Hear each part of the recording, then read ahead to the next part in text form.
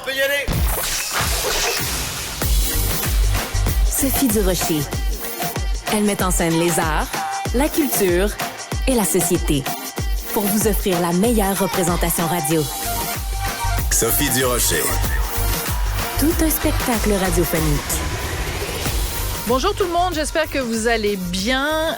Mon premier invité aujourd'hui à l'émission, c'est quelqu'un qui est venu nous rendre visite, mais tellement souvent au Québec, mais je pensais jamais un jour dire qui venait nous rendre visite pour faire un spectacle de Noël. J'avoue que son nom est un spectacle de Noël, Petit Renne au nez rouge. Ça marchait pas vraiment dans ma tête. Pourtant, Patrick Bruel, tu es en visite à Montréal pour un spectacle de Noël qui s'intitule Parapapam, qui va être présenté donc à la salle Wilfrid Pelletier du 8 au 10 décembre. Mais quelle drôle d'idée!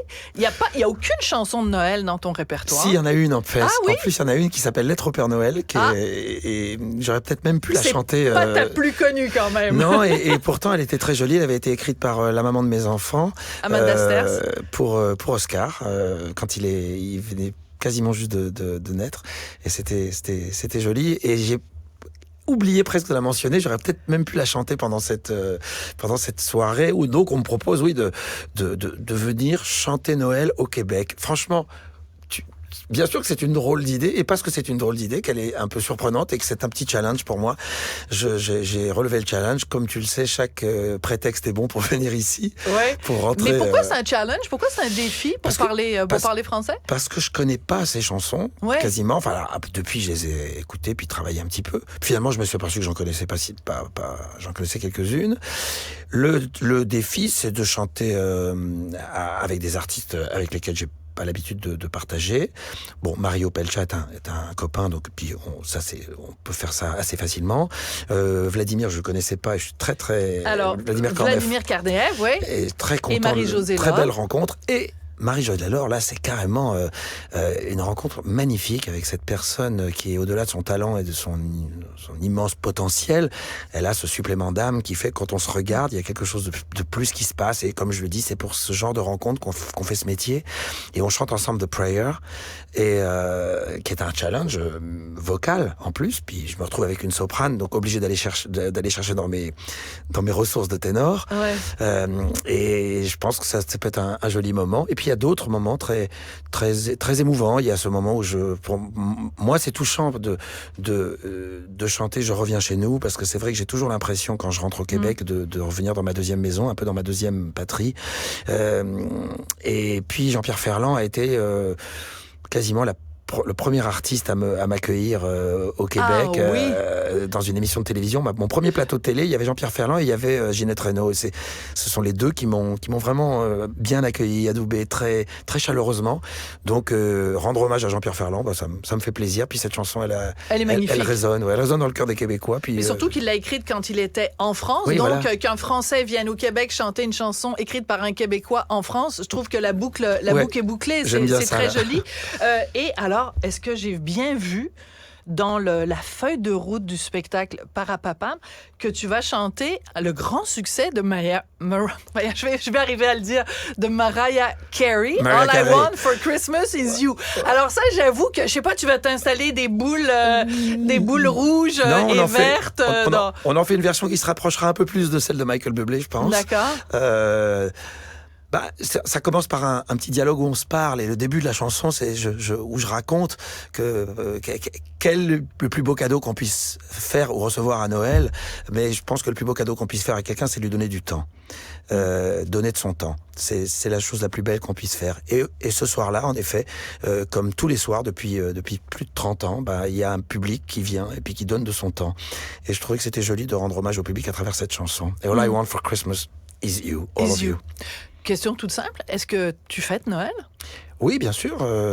Je dirais pas depuis toujours, mais quand j'étais petit, il a fallu attendre quelques années, mais on le fêtait de manière un peu sporadique. C'était pas quelque chose d'obligatoire. C'est un Noël laïque, disons. Un très très laïque, oui. Ouais. Et puis quand il y a eu les enfants, alors là, c'est devenu une fête obligatoire. Une fête, pour moi, c'est une fête nationale.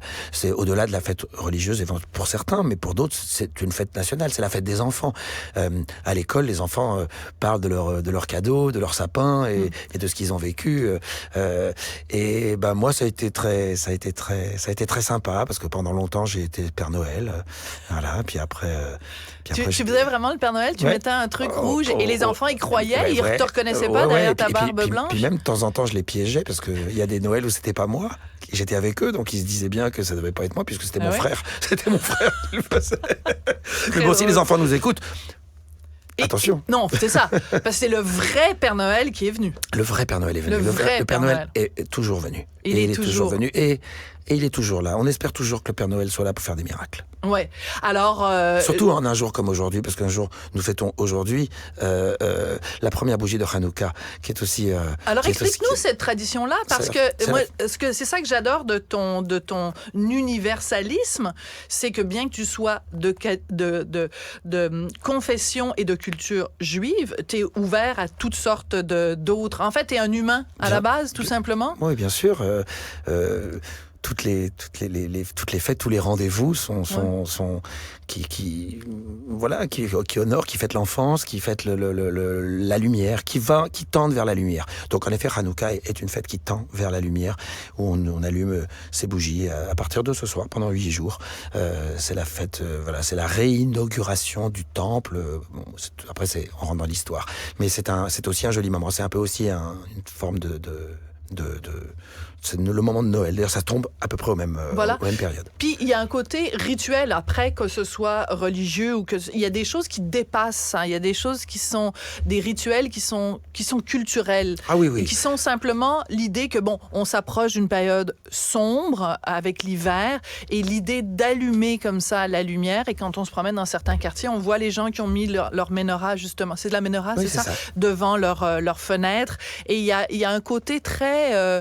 en fait, on est tous des humains et on célèbre simplement quelque chose qu'on a en commun, qui est une certaine lumière. Oui, bien sûr. Et les fêtes de Noël, les illuminations de Noël, c'est le moment de l'année où on voit le plus de lumière devant les maisons, où on voit le plus de gens qui sont attirés les uns par les autres pour ensemble fêter quelque chose. Et bien entendu, je pense que ça va bien au-delà du caractère religieux. Je trouve que c'est vraiment c'est la fête des enfants et on aime ça, on aime ce moment. Moi, j'aime bien ce moment. Il est beaucoup moins central chez nous en France que ça ne l'est en Amérique du Nord.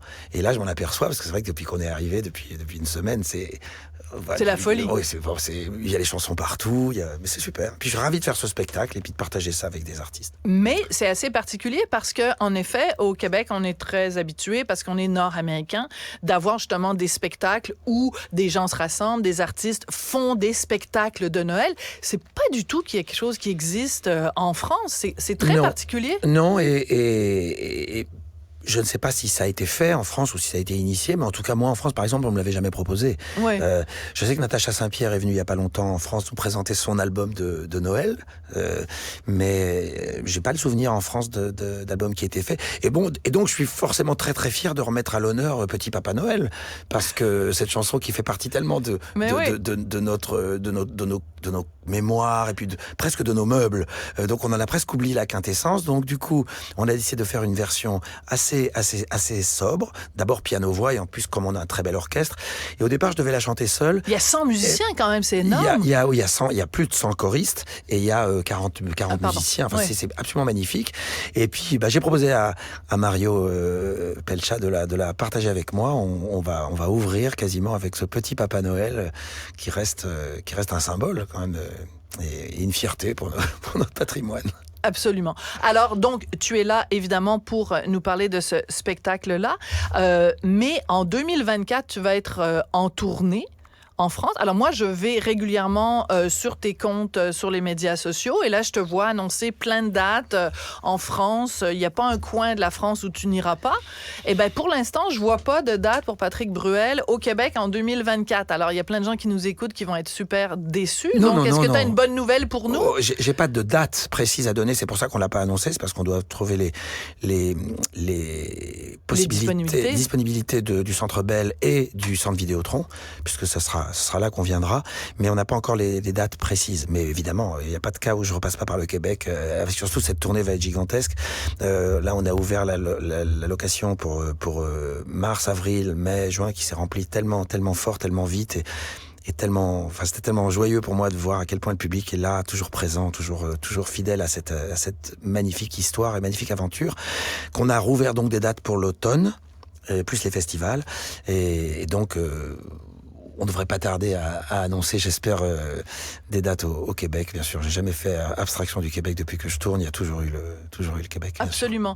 Et Patrick, c'est sûr qu'on te connaît évidemment comme auteur, compositeur, interprète, mais tu as aussi en parallèle d'autres vies, ta vie comme comédien. Et là, je voyais, quand je lisais sur toi, que tu viens de tourner une série télé, une série d'espionnage. Alors, je sais pas, là, tu vas être le nouveau James Bond ou le nouveau...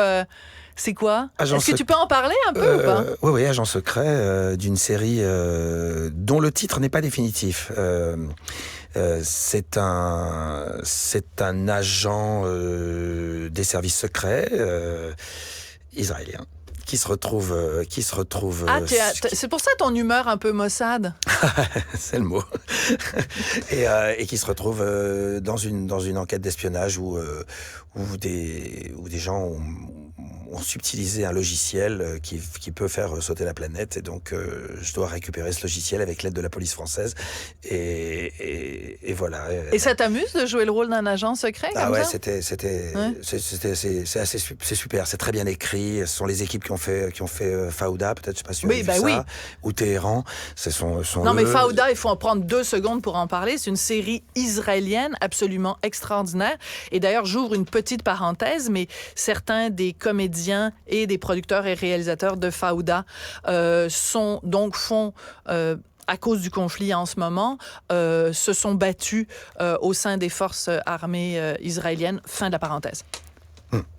Et donc, pendant le tournage, il y avait même des gens qui ont dû quitter le tournage. Oui. Et voilà, donc cette série sortira sur TF1 et sur une grosse plateforme à partir du mois de septembre. Et c'est haletant, c'est très bien foutu. Voilà, ça passe par plein de pays. Non, c'est bien, c'est marrant. Mais tu as toujours fait en parallèle ces 2 carrières-là. Puis en fait, il y a la 3e carrière qui est le poker, mais ça, c'est plus compliqué. C'est complètement la semaine prochaine différent. À Vegas. Ah oui. T'es à Vegas pour de vrai? C'est sérieux, la semaine prochaine? Il y a un très, très, très, très gros tournoi, oui. Tu sais que quand on tape ton nom sur Wikipédia, la première chose qui sort sur toi, c'est pas le fait que tu es un chanteur, c'est pas le fait que tu es un comédien, c'est poker champion. Wow, ouais, mais quand même, c'est dommage parce que c'est comme 1% de mon activité ou de ma vie. Et je préférais quand même être qualifié comme acteur ou comme chanteur ou comme auteur. Mais oui, c'est un hobby, ça a toujours été un hobby. Quand il y a des grands tournois internationaux, je vais y faire un tour. Oui, mais c'est un hobby. Moi, je peux dire, moi aussi, j'ai un hobby. J'achète des billets de loterie, puis ça m'amuse. Toi, il se trouve que t'es extrêmement bon au poker. J'ai eu des bons résultats, ouais. J'ai eu de très bons résultats. À une époque, je jouais beaucoup à l'époque, puis je faisais des grands tournois internationaux, et puis à un moment donné, je me suis retrouvé avec la plus haute marche. Arriver à décrocher un titre de champion du monde là-bas, c'était un énorme challenge, et puis il y a eu forcément une part de chance, hein. Mais voilà, je m'étais bien préparé en tout cas pour cette compétition. Et quand tu viens au Québec, est-ce que tu vas au casino? Non. Non? Non, moi j'ai pas le temps. Mais c'est aussi parce que qui a envie d'affronter Patrick Bruel au poker quand on sait que t'es un champion? Là, je veux dire, c'est absolument pas... T'inquiète pas, ils veulent bien. C'est pas armes égales. Là. Non, mais moi ça me prend... Vraiment, ça prend trop de temps, puis j'ai beaucoup d'autres choses à faire. Et puis quand je viens au Québec, je fais plein d'autres choses. Voilà. Te concentrer quand même sur les spectacles de Noël. Alors, tu nous l'as dit tout à l'heure, sur ta page Instagram, tu as mis une photo très, très touchante, en fait, de ce menorah, de culture juive qu'on allume aujourd'hui pour le premier jour de Hanouka. Je peux pas te recevoir aujourd'hui, Patrick, sans te parler d'un phénomène qui, moi, me met complètement à l'envers. Cette remontée de l'antisémitisme qu'on sent très fort ici au Québec. Il y a eu des cocktails Molotov devant des centres culturels juifs, devant des écoles juives. En France aussi, une remontée de l'antisémitisme. Est-ce que toi, en tant que personnalité juive, tu te sens parfois menacé? Tu sais, en 1990, il y a eu la profanation du cimetière juif de Carpentras. De triste mémoire, tout à fait. Nous étions partis dans la rue faire une manifestation dans laquelle il y avait plus de 600 000 personnes à Paris, où le président de la République était là également, à l'époque, François Mitterrand. Et j'avais été interviewé, enfin, il y avait un journaliste qui avait, avec son micro, qui m'avait dit « Est-ce que vous vous sentez menacé en tant que juif ?» Et je lui avais répondu « Je me sens menacé en tant que citoyen. » Très bien répondu. Parce que quand on attaque une communauté, quelle qu'elle soit, pour son appartenance ou pour ce qu'elle est, c'est la République entière qui est attaquée. Donc je lui disais, mais vous vous sentez pas menacé? Vous, et puis vous, et puis vous, et puis vous, et puis toi, et puis tout le monde ici. C'est l'antisémitisme a toujours été le précurseur de très très grands malheurs qui touchaient bien, qui allaient bien au-delà de la communauté juive. Alors aujourd'hui, bien sûr que on peut se sentir menacé, mais globalement, la question se pose. Et la question qui se pose surtout depuis toujours, et cette question qui reste sans réponse, c'est pourquoi? Qu'est-ce que quelqu'un peut expliquer concrètement les raisons de son antisémitisme? Pourquoi quelqu'un, à un moment donné, devient antisémite? Pourquoi? Est-ce qu'il y a une explication rationnelle? Est-ce que toi, tu as déjà entendu une explication rationnelle? Jamais. Moi, je n'en ai jamais entendu une seule. Alors, c'est juste ça, parce qu'on dit, mais qu'est-ce qu'on a bien pu faire? On n'est pas très nombreux, en fait, sur cette planète. On n'est pas très nombreux. Combien? 15, 16 millions? C'est pas beaucoup. Sur un... Donc... sur 8 milliards d'individus. Et avoir fait enfin, c'est tellement de questions qui se posent. Donc après, on peut rentrer dans toutes sortes d'autres raisonnements. Mais voilà, c'est cette question qui reste sans réponse, comme le silence absolument étourdissant qu'on a vu hier, où cette femme du Congrès américain interroge les 3 directrices des trois universités peut-être les plus importantes du monde, que sont MIT, Harvard et Penn. Je pense que tu as vu ces images, oui. Où on leur demande... Enfin bon, je peux le résumer. En fait, on leur demande... Parce que je sens que tu es pris par l'émotion aussi. Donc, c'est une congresswoman, comme tu dis, qui demande à ces 3 femmes-là, si quelqu'un demande le génocide des Juifs, est-ce que ça contrevient au règlement du code d'éthique de Harvard, de Penn et de MIT? Il y a un long silence. Il y a un long silence. Et elles répondent, ça dépend.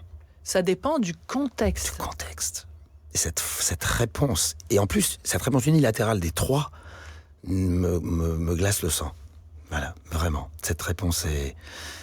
Bon, je sais que ça fait un peu le tour, là, en ce moment, mais... Y aurait-il une réponse? Ça glace le sang? Parce qu'il suffisait de dire oui ou non. Oui. Et, voilà. Et le oui n'arrive pas. Le oui n'arrive pas, il arrive avec un mais, comme on entend beaucoup de oui mais depuis quelque temps. Tout à fait. Alors écoute, je pense qu'on a plus que jamais besoin d'un peu de lumière dans cette période sombre et on a besoin d'humanité, Patrick. D'humanité et de rassembler. De pas être celui ou celle qui divise. C'est de rassembler, c'est de pas tomber dans les pièges, de pas tomber dans le piège des amalgames. Le pire piège qui nous est tendu, qui est tendu à tout le monde, c'est le piège de l'amalgame. D'amalgamer une communauté et de la pointer du doigt en tant que communauté. Ce qui serait une énorme erreur. Je parle bien entendu de la communauté musulmane, qu'il faut laisser tranquille en tant que communauté. Voilà, et faire bien la différence entre les musulmans et le terrorisme. Très bien dit. Merci beaucoup, Patrick. Merci. Joyeux Noël. Merci, joyeux Noël. Joyeux Hanouka, joyeux Noël, bravo. Joyeux tout. Ouais. Voilà, tout ça, joyeux temps des fêtes. Et je rappelle donc du 8 au 10 décembre à la salle Wilfrid Pelletier, ce spectacle Parapapam. J'ai vraiment hâte de t'entendre chanter. Peut-être même un petit 23 décembre. Monsieur Côté, on se reverra le on sait jamais. On sait pas. On lance ça dans l'univers. Voilà. Merci beaucoup, Patrick.